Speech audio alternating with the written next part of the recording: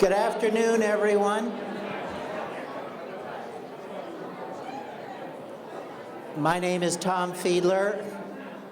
I have the honor of being president of this organization, the New England First Amendment Coalition.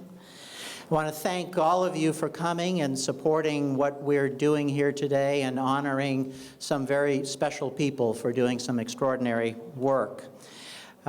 First, this is the 4th annual Stephen Hamblett First Amendment Awards Luncheon, and it is the largest one we have had in our still young history. So again, thank you very much for coming here. I want to thank our host, the New England Newspaper and Press Association, which allows us to share the agenda here and bring us all together here at the Park Plaza. And I also want to thank all of the sponsors who are here. Their names are listed in your program and on the posters, and we could not be here without their support. And their support is a true demonstration of the Coalition's mission. I want to thank also those of you who generously made tickets available to students from several of our area universities. These are the people who will carry the flame. Northeastern is here, Suffolk Law, Emerson, the Boston College Law is here, Boston University Law, and my own College of Communication from Boston University. So again, I want to thank you for supporting them, and I certainly want to thank the students for being here. Also want to thank the God of Winter for scheduling this week's snow day earlier in the week. As you know, those of you who may have tried last year, we ended up having this pushed off until well after the flowers were blooming. So we're delighted that we were able to make it. And most of all, I want to thank all of you for coming. This is really a distinguished group. I could go table to table and start introducing some people here. Any one of you would be a worthy honoree, but I want to thank you for your support. Both for taking time out of your schedule and certainly for the financial support that you're giving. And we do hope that your presence here and your interest in this subject will send a very strong signal to every citizen, and especially to those who might step on the First Amendment, and tell those that this is something precious and it would be noticed. For those of you who are engaging with us here in the New England First Amendment Coalition for the first time, a special welcome. The organization exists for the sole purpose of guaranteeing what may be the most fundamental cornerstone of our democracy, as Thomas Jefferson put it, an informed citizenry. That's what we do.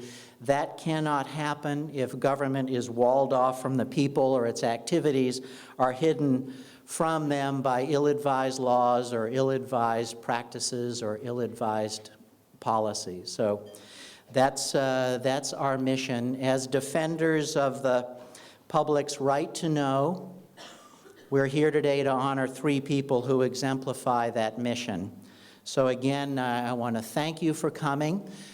Please enjoy your meals, and I'll be back in a few minutes and we'll get the program underway. Robert is, among his other duties as an attorney, by the way, he started as a newspaper reporter and went on into magazine journalism and then fell from grace and became a lawyer.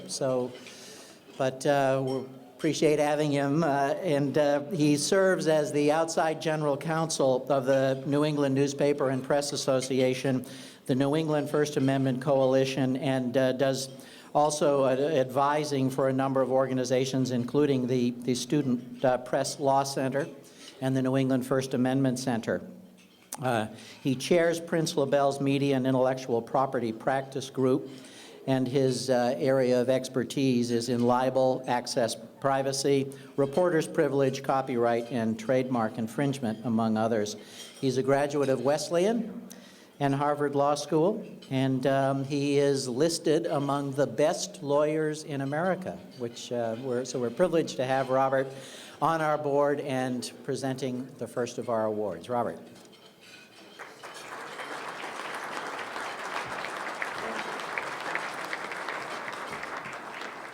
Thank you. We're honoring 3 First Amendment heroes today. but they're not the only First Amendment heroes in this room. I count 300 of you. To my eyes, every one of you who is working to keep up the public's right to know is a First Amendment hero, and God knows it's important business and timely business right now. Now, for sure, if you've listened to a federal judge order you to disclose your confidential sources for reporting on a matter of the most profound national interest, and you've responded to that judge respectfully, Your Honor, I decline, well, then you're playing a profound part in the struggle for First Amendment freedoms. But so too, if you've stood up and protested the closure of a small government town government meeting, if you've exercised your right to speak strongly and passionately about the issues that you care about, if you've reported on or written or spoken out on controversial issues, even though you know you're going to be offending a lot of people in doing so, then you're also working to keep the First Amendment strong. And if you've added your comment to the stream of responses on an online article, if you've gone into the internet or to a courthouse to obtain documents about a civil or criminal case, if you filed a public records request under the Federal Freedom of Information Act or any of its state public records law analogs, and if you've refused to take no for an answer, then you're helping to keep the First Amendment alive and strong. And by being here today, and by supporting the work of the New England First Amendment Coalition, you are all part of the team that's working to keep the First Amendment alive and strong. And for that, we thank all of you. Our first award this afternoon is the Antonia Orfield Citizenship Award. It recognizes the critical role that citizens, not just journalists, play in preserving and strengthening the public's right to know. It's awarded annually to an individual citizen of one of the 6 New England states who has fought for information crucial to the public's understanding of its community or what its government is doing, or, as the case may be, not doing. This year's recipient is Kit Savage. She's a mom in Darien, Connecticut, whose 9-year-old son is illiterate. He has severe dyslexia and attention deficit hyperactivity disorder. She felt that he was not getting the services that he needed, even from the public schools of Darien on Connecticut's Gold Coast, a town whose high school is rated #1 by U.S. News and World Report. So she pushed back. She pushed some more. And she asked a lot of questions. And then when she didn't get answers, she filed a public records request under Connecticut law, and then another request, and then another request, and then another request. More often than not, her FOIA requests were ignored or answered incompletely or denied without any sound legal basis. But she pushed on, and she didn't take no for an answer. And as she did obtain documents, she learned some startling and disturbing things. With 23 other parents, last spring, Kit Savage filed a complaint with the Connecticut Department of Education alleging that the school district had engaged in systematic violations of parental rights under the Federal Individuals with Disabilities Education Act. The Department of Education in Connecticut looked into her allegations, and they concluded that the Darien Public Schools had violated state and federal laws by essentially screening out children who should have been eligible for special education services, and by also depriving those children's parents of any meaningful participation in the development of their children's individualized education plans, or IEPs. They did so by creating overly restrictive training materials and by unilaterally altering the IEPs of children with special needs without obtaining the required parental consent. An independent investigator who looked into the matter found that the school's practice was, in her words, inexcusable. Now, it's very fitting that Kit Savage receives this award in the first year since it has been renamed in memory of the late Dr. Antonia Orfield of Somerville, Massachusetts. Dr. Orfield was not a journalist. She was an optometrist, and she was a devoted mom.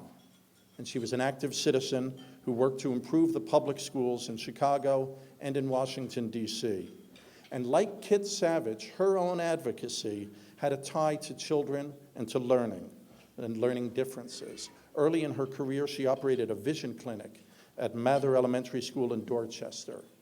And while there, she documented the degree to which vision-related remedies could help improve the academic performance of young students with learning differences. And her findings were published in her book in 2007 called Eyes for Learning: Preventing and Curing Vision-Related Learning Problems. So back to Kit Savage. After winning her FOIA battles, she took the pile of public records that she had obtained, and she went to David DeRoche, the assistant editor of the Darien Times.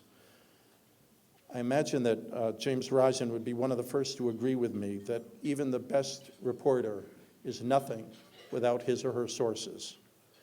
And boy, Kit Savage was one hell of a source. David has written more than 120 news stories that have arisen out of the information that she uncovered. And he says, quote, Kit Savage has likely done more to promote open government in Darien, Connecticut than anyone in the town's history. The Wall Street Journal has also reported on the matters that she raised and the results that her investigations uncovered. And Kit Savage, she's one of us now. She says she FOIAs for fun. We need people like her. As David DeRoche put it, she persevered. She has stood up for the town's most vulnerable children, and she embodies what it means to be a good citizen, to care about the greater good, and to hold those in power accountable. I'm very proud, on behalf of the New England First Amendment Coalition, to award the Antonia Orfield Citizenship Award to Kit Savage.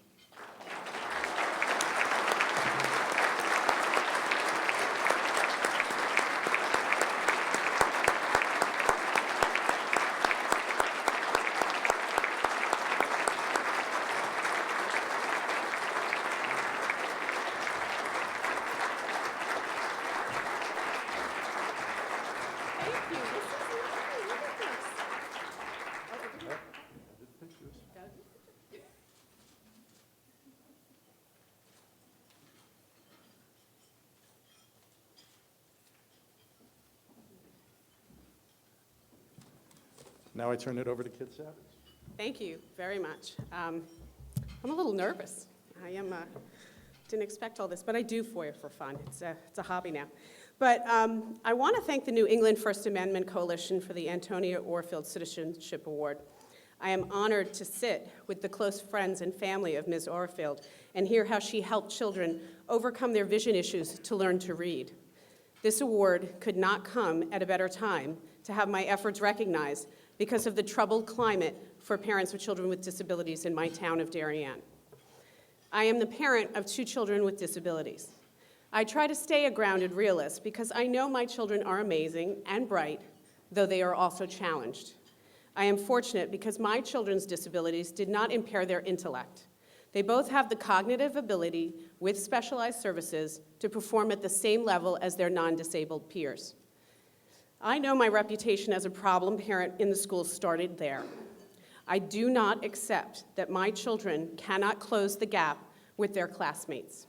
I have a sibling with learning disabilities who is a highly successful entrepreneur, and my parents always held the same high expectations for each of their children.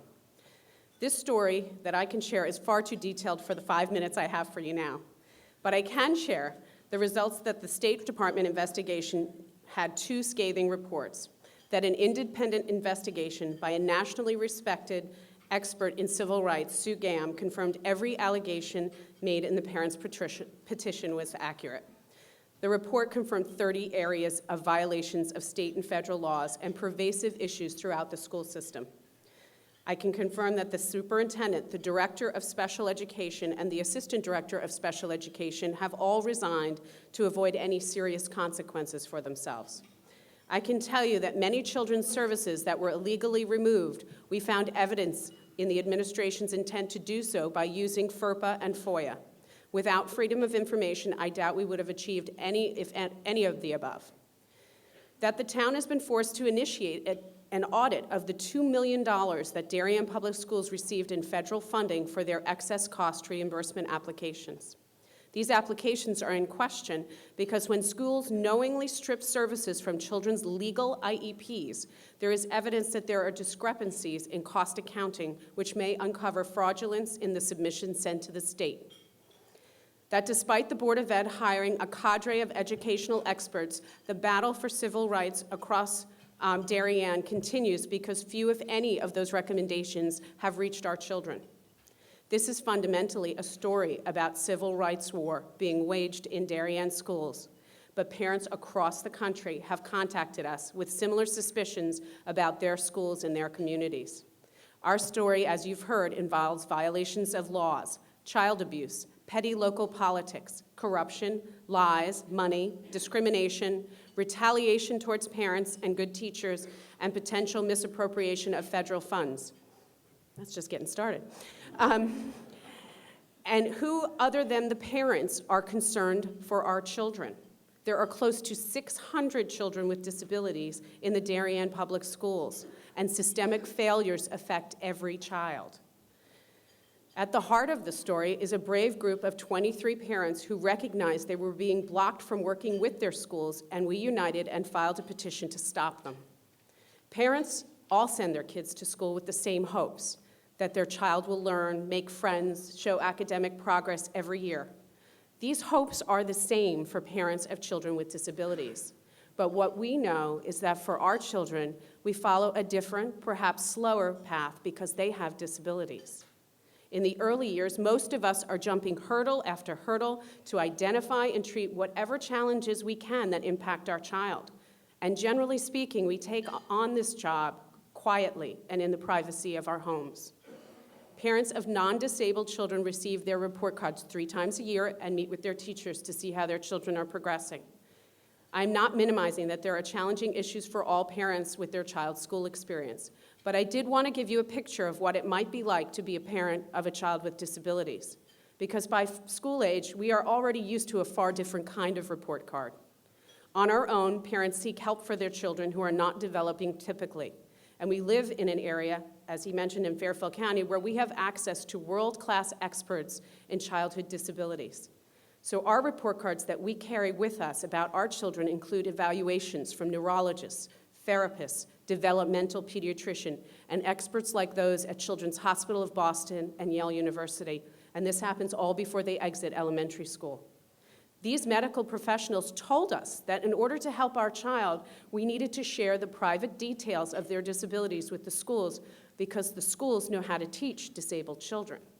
We are told that when the school has to see the evaluations, it is like giving the teacher, the aide, and the administrator the glasses so they can get just the right prescription to see our children as a learner. Then parents are told something about an IEP, which is an individualized meeting, and a PPT where they'll sit with the teachers and determine the services their child needs. We know it's not perfect, but we had to trust that the principals, administrators, and teachers want to collaborate with parents to help our child make progress. At some point, we all heard of IDEA, the federal law that is there to protect disabled children's civil right to a free and appropriate education. And a few of us know exactly why this law was passed, because our children are the most vulnerable in all of society.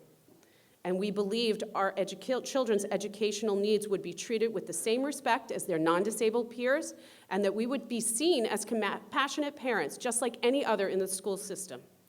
And we moved to towns with good schools in a small town, just like Darien. And we send our kids to school thinking they'll be welcomed. But as the result of the experience I have been through, I can now say that we are wrong. What mothers of children with disabilities uncovered working at kitchen tables, I have barely listed above. We uncovered that the school administration, some members of our Board of Education, and a few vocal elected town officials do not welcome us or our children. They aggressively seek to marginalize parents with disabilities, parents of children with disabilities. One such leader even published in our local newspaper, the Darien Times, a calculation of the extra cost per head to educate a special needs child per household, treating us like cattle, so we could demonstrate that parents like me should be happy with what we get, stay quiet, or go away, no matter what illegalities were proven by our petition. I am here to extend the invitation to this press to further investigate the flawed system that is set up to educate our children that has no real consequences for the schools that have failed them. As a society in America, we have struggled and worked to address issues of civil rights and humane treatment for race, religion, gender, and sexuality.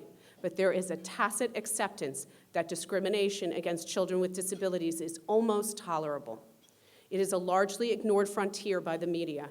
And it is my hope that someone in this room can help to change this for all our children. I want to thank the 24 mothers and fathers who signed the petition, attorney Andrew Feinstein, advocate Kathleen Casparino, Molly Van Wagenen, and David DeRoche at the press. He has taken on this story and continues to shed a much-needed spotlight on Darien to try to ensure that the community is accountable for what they are doing to contribute to the ongoing problems within our schools. And I thank you for this award.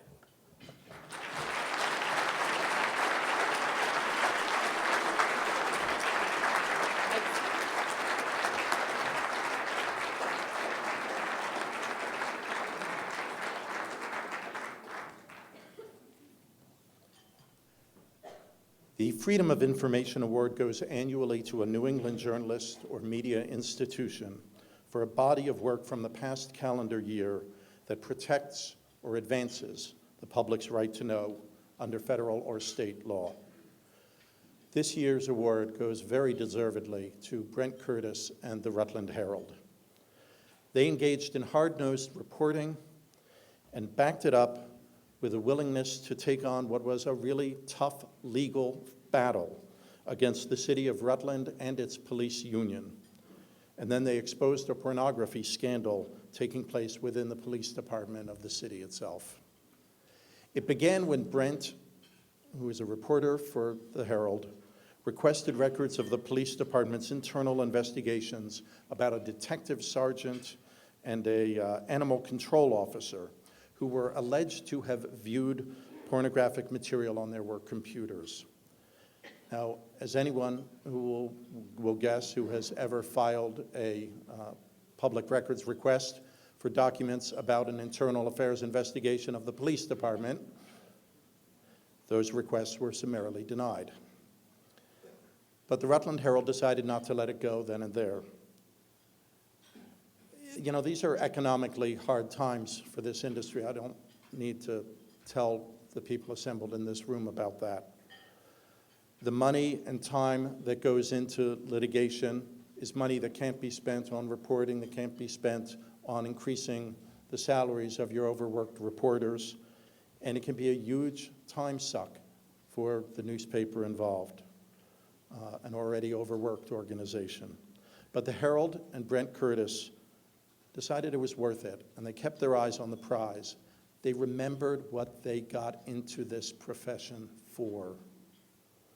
They sued, and with the very generous assistance of the Burlington law firm of Gravel and Shea, including lawyers Bob Hemley and Matt Byrne, what followed was 3 years of litigation that ended in the Herald's favor last fall. As a result of the records they obtained, the Herald found that the detective sergeant in question had downloaded, get this, 25,839 pornographic images to his computer. You just wonder what happened to public safety in Rutland during all of this time. This included 15 images identified as possible child pornography. The state police launched an investigation but could not determine whether underage subjects were involved, despite the fact that at least one of the bookmarked sites on the sergeant's computer had the word teen in its name. Oh, and the discipline that resulted? The sergeant was placed on paid administrative leave for 2 months during the investigation. And then after the investigation was over, the animal control officer and the sergeant were suspended for 2 weeks without pay. Brent Curtis interviewed Rutland's former mayor and asked the obvious question, why such light punishments? He learned and reported that the sergeant had threatened he'd go public with the names of other officers using pornography at work. And the police chief, in his wisdom, determined that such a move would give his department a black eye. And we wouldn't want to give a black eye to a police department whose officers are routinely downloading pornography, would we? Well, the same sergeant was later assigned to head the Rutland Police Department's Bureau of Criminal Investigations. We only report the news, we can't always make it. But the litigation launched by the Herald resulted in a powerful legal precedent from the Vermont Supreme Court regarding the scope of the investigatory exemption of the Vermont Access to Public Records Act. And in its 19-page ruling, to which 2 of the 5 justices dissented, they rely in part, interestingly enough for this group, on a Rhode Island case. A nice illustration of how the work that we're doing in one state and in one part of this organization can redound to the benefit of the rest of us and how we can build on each other's successes. The 3-judge Vermont Supreme Court majority said, quote, "The public interest in knowing what the government is doing is particularly acute in the area of law enforcement. This includes the public's interest in its learning about the operations of a public agency and in having information openly available to them so that they can be confident in the operation of their government." This strong legal precedent, and by the way, the changes to the Vermont public records law that resulted from the publicity of this entire situation, that's all a team effort. And here to accept the award to Brent Curtis and the Rutland Herald are the team: Brent Curtis, his editor Alan Keyes, the paper's publisher John Mitchell, and the paper's lawyer Matthew Byrne of Gravel and Shea, who Brent has said was pivotal to his getting this award. On behalf of the New England First Amendment Coalition, I proudly present the First Amendment Award to Brent Curtis and the Rutland Herald.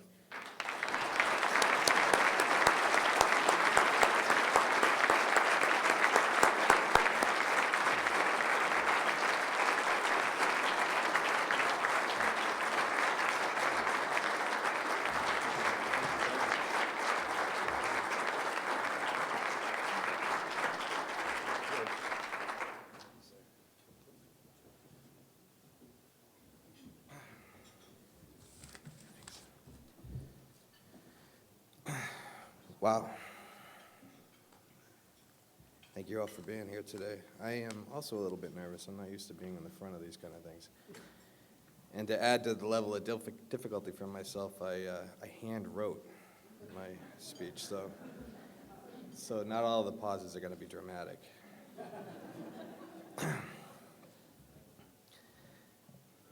I never wanted to fight the court battles that earned this award. I only wanted answers to questions that I thought the public had both an interest and a right to know. And it is upholding that most basic tenet of democratic governance, the public's right to know what its government is doing, that I'm most proud of at the end of the 3-year affair that brought my newspaper's case into multiple courtrooms, including the Vermont Supreme Court, twice. I'm also proud that I work for a newspaper willing to take the political and financial risks that were needed to see our case through, to gain access to the search warrants and internal investigations that were withheld in our case. The newspaper had to go up against City Hall, a municipal union, and the police department. We all know the power that law enforcement wield in our society. They have the power to stop us in our car. They can arrest us and deprive us of our liberties. And in extreme cases, they can wield lethal force. Such great power obviously carries great responsibility, and it also carries a need for great oversight. Perhaps more than any other agency of government, the police department needs to be transparent. Strange that they do not share that conviction. Any police reporter in the room will have stories about difficulties they've had getting general information about criminal investigations from some members. But when the investigations are focused within the ranks, the struggle is increased exponentially. They told us to go away. They told us we had no right to know about their business. But their business is our business. And moreover, It's the prerogative of the people the police swore an oath to serve and protect. Ironically, few of those citizens would have had the time, money, or wherewithal to pursue such a lengthy court case to a successful conclusion. That's why it's so important that newspapers like the Rutland Herald and other media outlets are willing to fight the good fight, not to make a buck, as I heard a lot of times while I was writing this stuff, but so that the public has an insight into what's going on in its most important, arguably most important agency.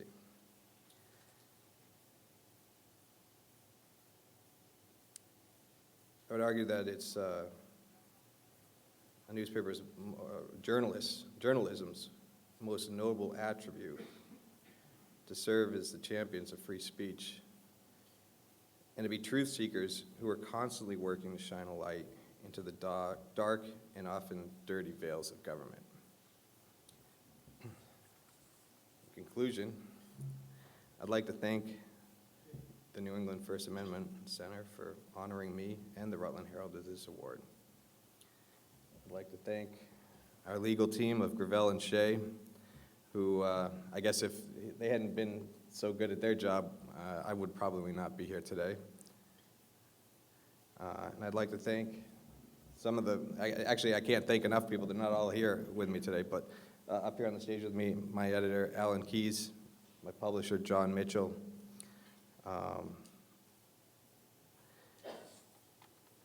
It was a big financial effort to get where we are today, $80,000, which we're still fighting to get back. But it's not just the finances, the financial burden that comes into play. In a small state like Vermont, and in a small city like Rutland, it's hard to rock the boat without making big waves. And we made some big waves. And I'd do it again in a second. Thank you all very much.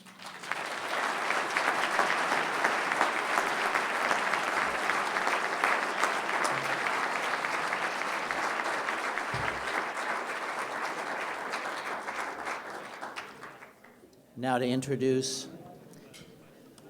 our honoree for the Hamlet Award, someone that many of you know or know of, Walter Robinson, better known as Robbie. Robbie is a distinguished professor at Northeastern University, I have to say that, but certainly someone who has distinguished himself in a career of journalism that extends well over 3 decades. He was a political reporter, covered several presidential campaigns. He was the Mideast bureau chief for the Boston Globe during the first of the Persian Gulf War. And many of you probably know of his work. He was the head of the Boston Globe Spotlight team during its investigation into the child pedophilia case with the Archdiocese of Boston, which resulted in the Boston Globe winning the highest award, the gold medal for the Pulitzer Prize. So, Robbie, you can introduce our honoree.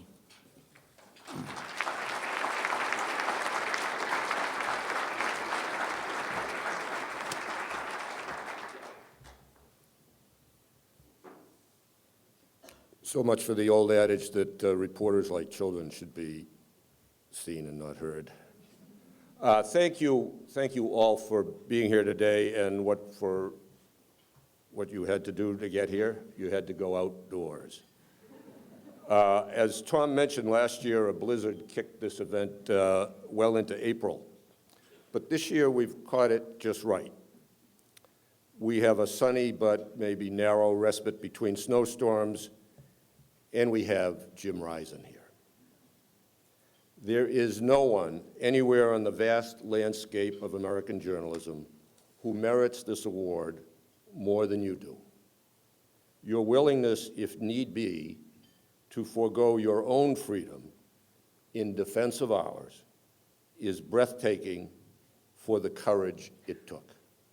It is not possible to imagine a more principled and patriotic defense of the First Amendment. For you, and surely for Penny and your family, this is a fix you'd rather not be in. There was no justifiable reason for the government to have put you in this position. There is every justification for the Supreme Court to take your appeal. It is past time for the High Court to sweep aside the muddled 42-year-old precedent that the Fourth Circuit Court of Appeals so obviously misconstrued. How on earth could the appeals court have made such an important ruling by leaning on Brandsburg v. Hayes, a 5-4 decision in which the swing vote, Justice Powell, was quite literally of two minds?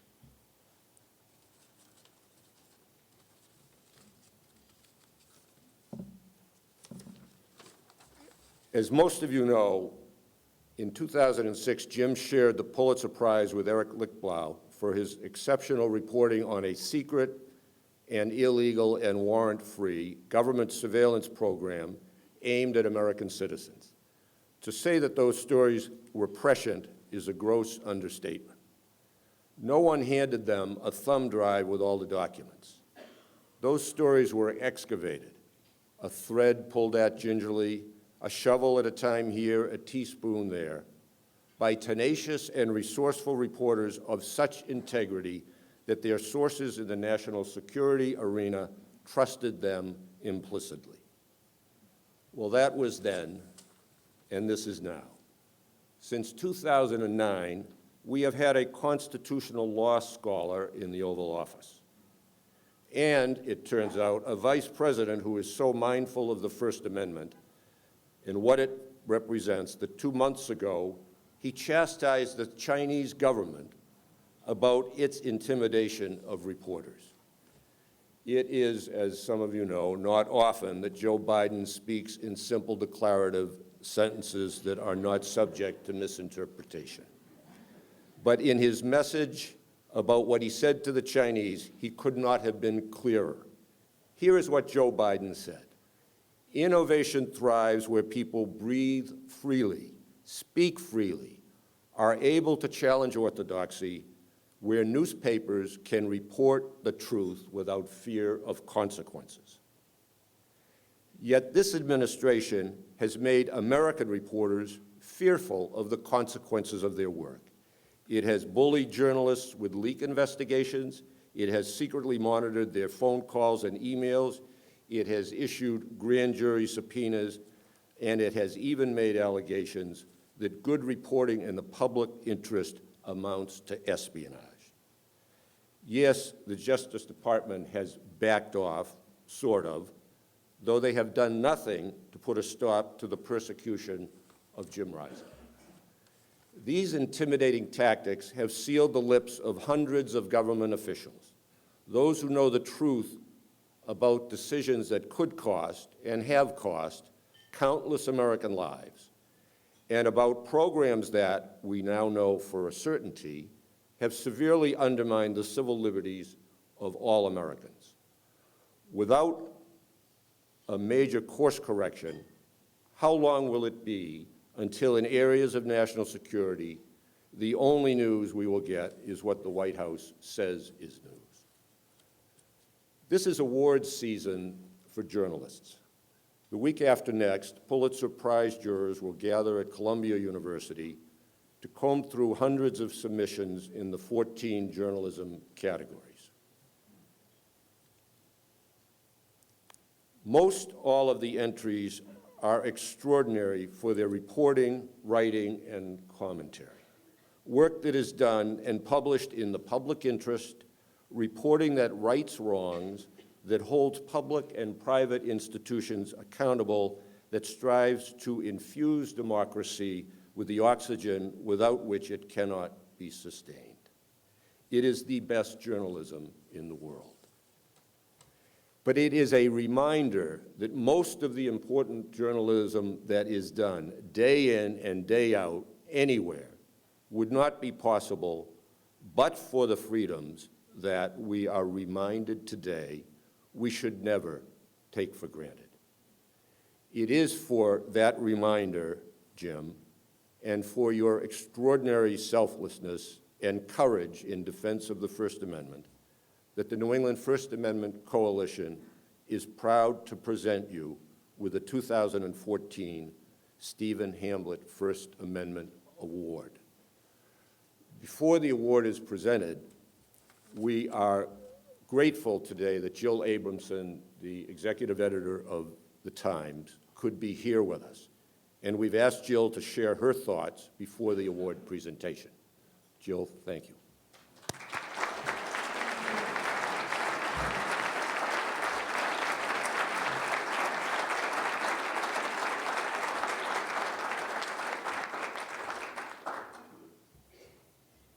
Thank you, Robbie. I was kind of hoping that we'd be presenting Jim a cake with a file inside of it. But seeing the slices of cake on the table, I guess that isn't happening. I had the privilege to be in Boston in the fall to speak at a memorial service for Tony Lewis, a fellow Bostonian and someone also of the New York Times bloodlines, who was an incredible champion of the First Amendment. And over the past years, beginning when this unfortunate leak investigation really began in 2008, through the time Tony passed away, the two of us talked many times about the case involving Jim Risen, our dear friend and cherished colleague, whose work both Tony Lewis and I couldn't think more highly of. Jim is the kind of colleague and reporter that every journalist dreams about working with. We actually arrived at the New York Times more or less at the same moment. In the late 90s, Jim had come to the New York Times from the LA Times. I had come from the Wall Street Journal, and we sat right near each other and began reporting for the Times together. I became the Washington bureau chief in 2000 and served in that job for the first Bush administration, which in terms of the First Amendment and reporting on sensitive national security issues was not exactly a walk in the park, as they say in Boston. And, you know, Jim and I went through some, I would say, very interesting and somewhat tense negotiations with the Bush White House about some of the stories he was working on in those days. And the leak investigation into the matter that Jim wrote about began in the Bush administration, but the subpoena issued that Jim has resisted cooperating with was issued during the Bush years, but it lapsed actually in 2009, and the Obama administration has chosen to pursue this case against Jim.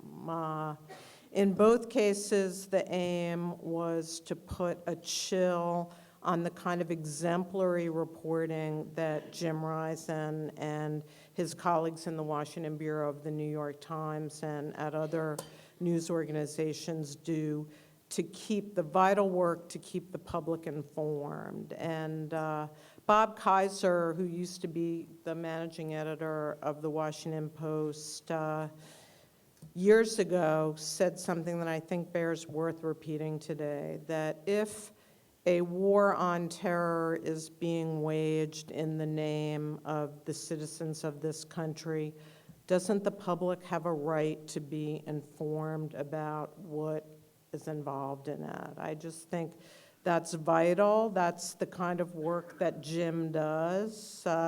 Despite this leak investigation, one of 7 that the Obama administration has pursued, that is more than twice all the leak investigations that had happened in any presidency up to this one. Jim continues to do what he always has done, which is report, listen to sources, honor the information that they bring to him, check it out and report newsworthy issues of importance to the public in a fair and deep and probing way. And he continues to do that. His stories continue to run on the front page of our newspaper and lead our website, and stay tuned. He has a really good one coming, and I would go anywhere on earth to honor my friend and my colleague, Jim Risen. So stand up for him, please.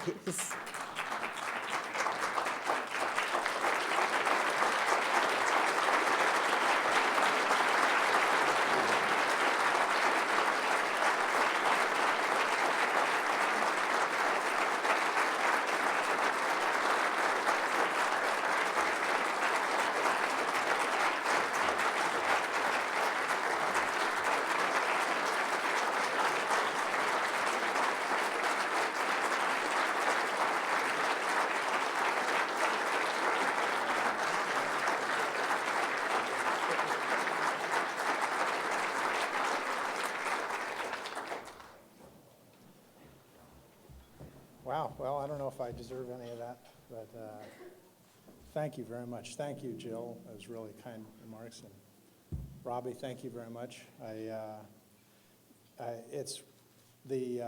really am almost without, not sure what to say because of this great honor that you guys have given me. I just want to thank the First Amendment Center and the Hamblett family, which I met today, and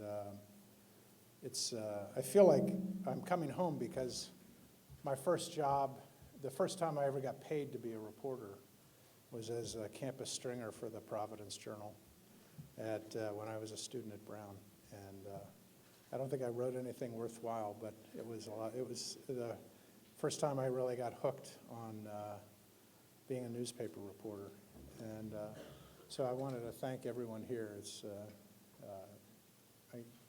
I don't think you understand what this award means to me in terms of the feeling of support that I now have. It's been a long marathon on this legal case, and to know that the journalism community is supporting me really means a lot and sustains me and my family. And I want to thank. There's a lot of people to thank. I want to thank the New York Times for supporting me throughout this entire period.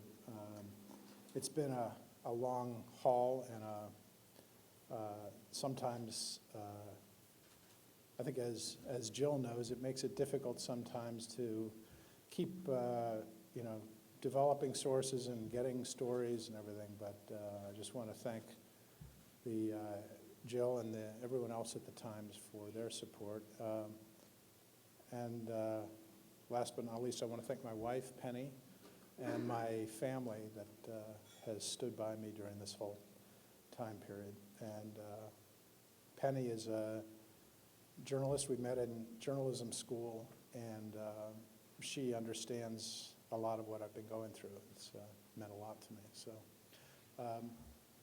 I thought I would just talk a little bit about how we got here, because this is a completely alien environment from when I was a stringer for the Providence Journal. I never thought, in 1977, I never thought that we would see an environment where you had to worry about things like this, that for doing your job as a reporter, you would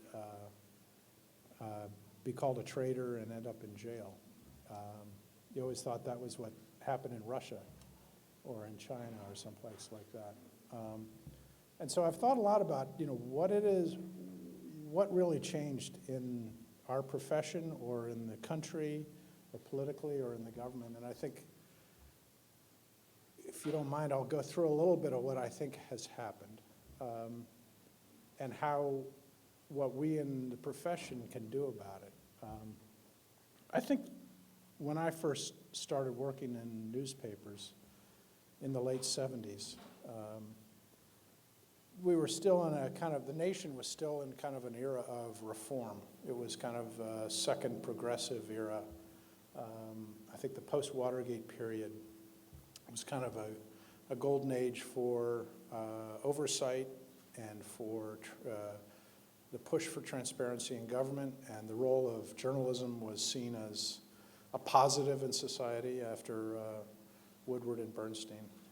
And I think that period lasted for a while, and it was reinforced by the kind of reforms that the government had, especially in the national security area, where the Church Committee and other reformist activities developed a kind of a whole set of rules and regulations that governed the way the American military, the national security, and intelligence communities all interacted with the public and with the press and with Congress.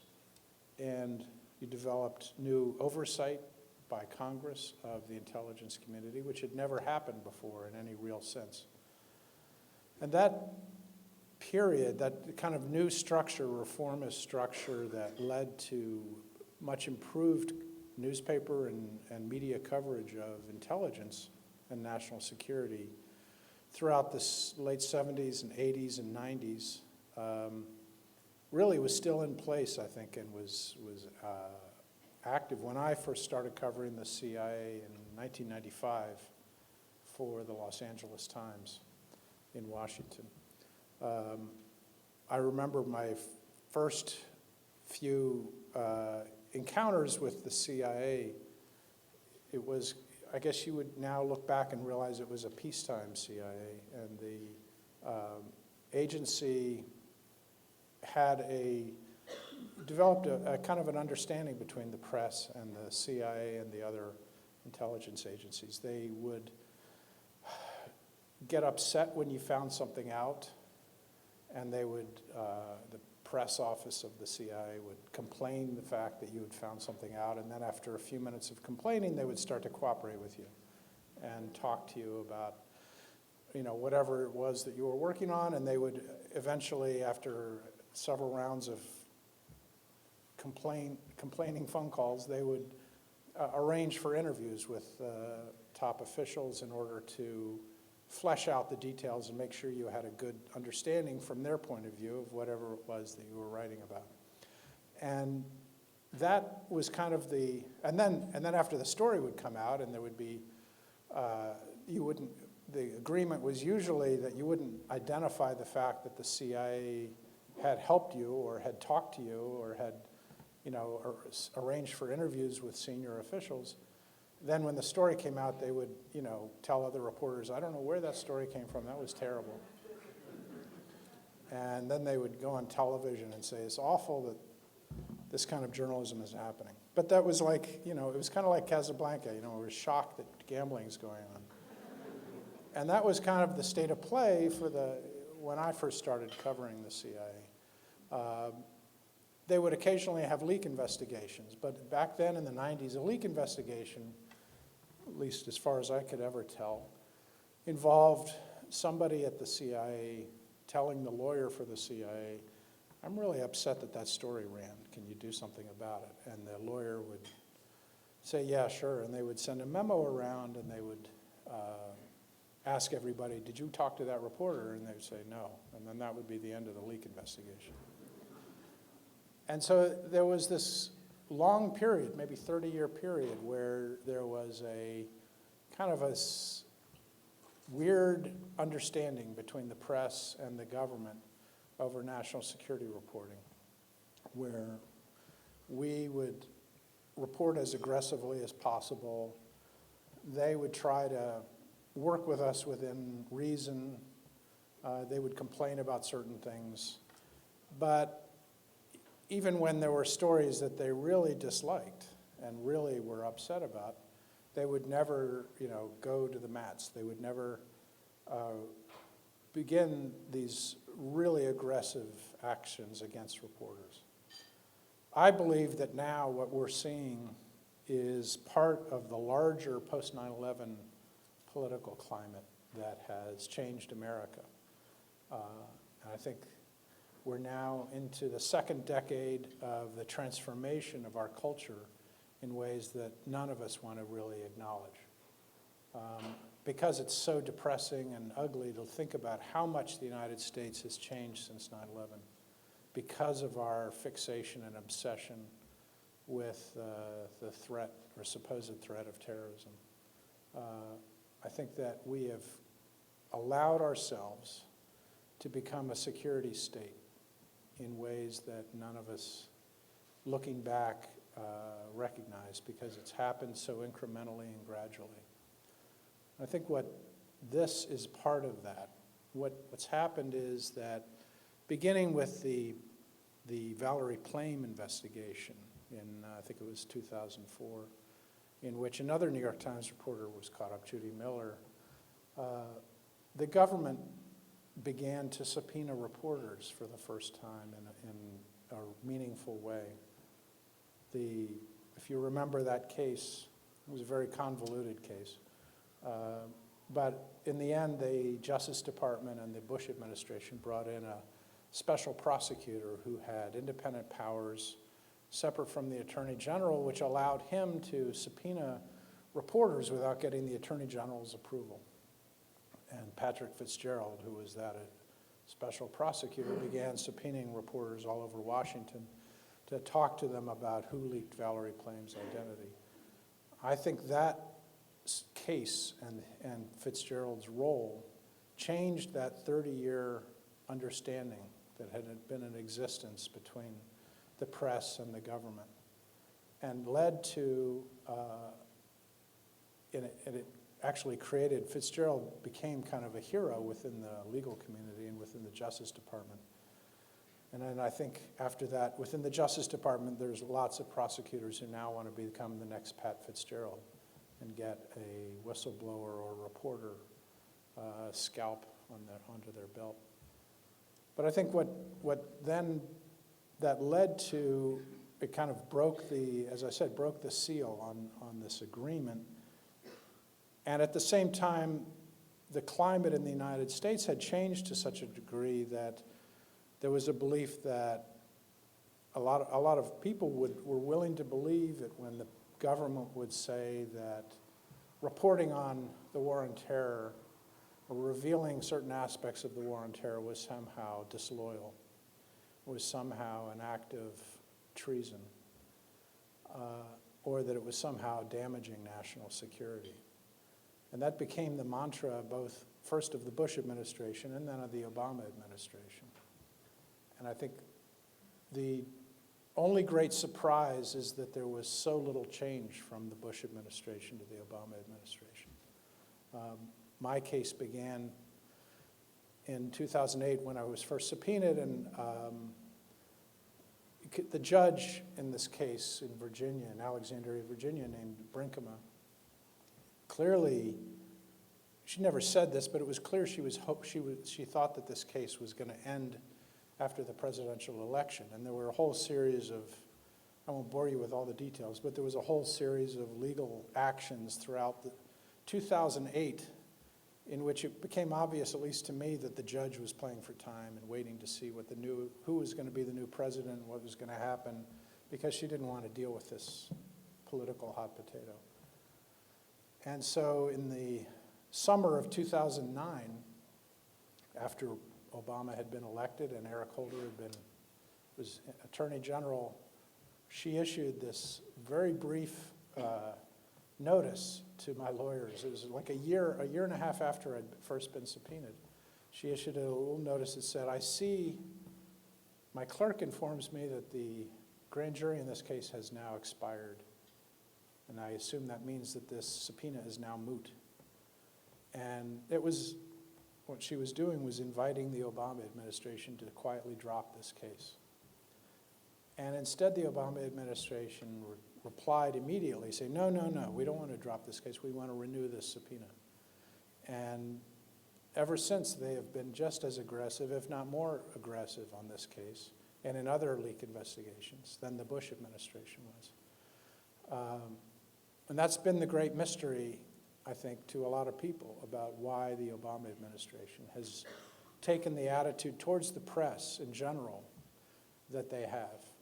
And I think after you've been president for a few years, I think you have to assume that the general tenor and policy climate created in an administration stems from the beliefs of the president. And so I think one has to assume that the president likes the fact that the Justice Department is prosecuting a lot of leak investigations. I think to me, I kind of felt like a precursor to what's happened since then. As you know, the Justice Department began to go after the Associated Press. They began to go after Fox News. They began to go after pretty much anybody who stuck their head up and wrote a controversial story on national security. They've conducted leak investigations of other New York Times stories, and they, as you know, have prosecuted Bradley Manning and now are threatening to prosecute Edward Snowden. This climate is difficult to see where this leads. That's the real thing that concerns me is, what happens next? What do they do if reporters and whistleblowers begin to be silenced?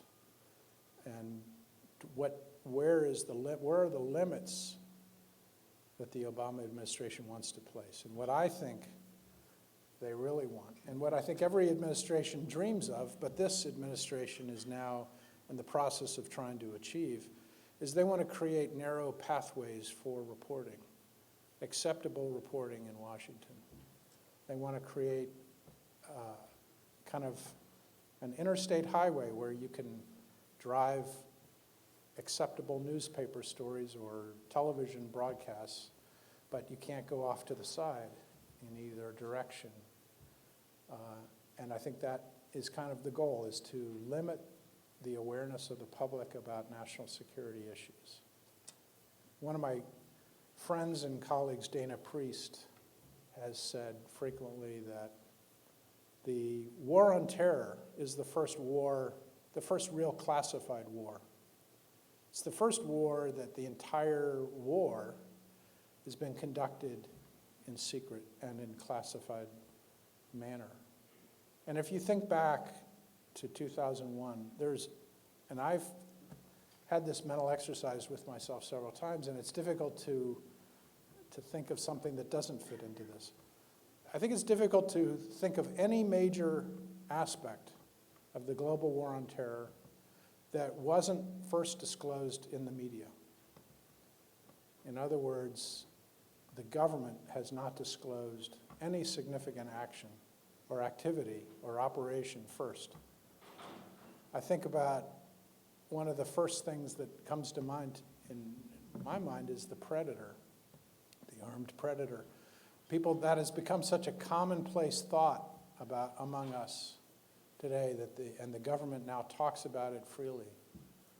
But the fact that there were armed predators in Afghanistan was classified and only became public when the New Yorker first wrote about it in, I think, late 2001 or early 2002. And so that's the kind of basic fact that everyone now assumes the government was responsible for releasing, which we have to realize only came out because of someone in the press talking to someone anonymously in the government. And so I think that's what's at risk, is fighting an entire world war in total secret without anyone knowing what we're doing. And that, to me, is what is at stake, and it's what I'm trying to fight for, because I think if we don't stand up now, it'll only get worse. So thank you very much. This honor means a lot to me. It really sustains me, and your support really helped me keep going. So thank you very much.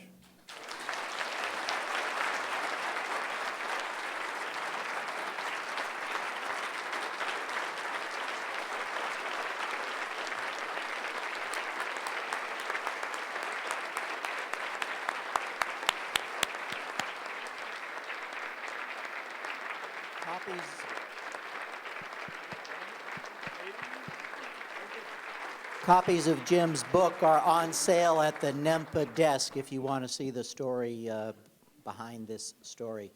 Jim, thank you very much. In many ways, I think of Jim like that, the iconic photograph of the lone protester in Tiananmen Square standing in front of that tank and saying, in effect, stop. And that's what he's doing. And I invite all of us to stand there with him. He's not alone. And hopefully we will stop that from happening. Thank you so much, Jim. I want to thank our other award winners also. Delightful to hear your stories. Congratulations for all that you're doing, and keep it up. Thank you all for attending. There's information about the coalition that's in the back, and we're going to be holding the First Amendment Coalition's Institute September 28th.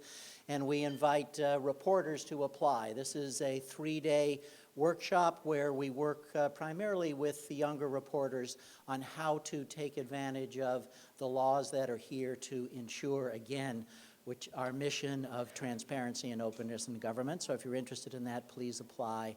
Once again, thank you all for coming. I really appreciate your presence.